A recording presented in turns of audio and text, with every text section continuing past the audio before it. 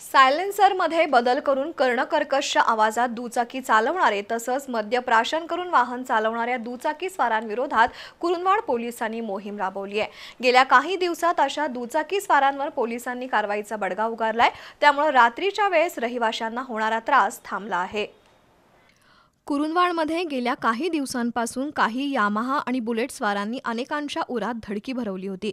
रात्रीच्या वेळेस रस्त्यावर वेगानं जाणं, बुलेटचा फटाके फोडल्यासारखा आवाज काढणं आणि मद्यप्राशन करून दुचाकी चालवणं यामुळे रहिवासी त्रस्त झाले होते।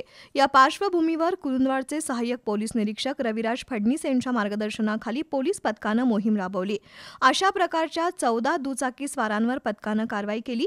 या कारवाईमुळे नियम मोडणाऱ्या आणि शांतता भंग करणाऱ्या दुचाकी स्वारांचे धाबे दणाणले।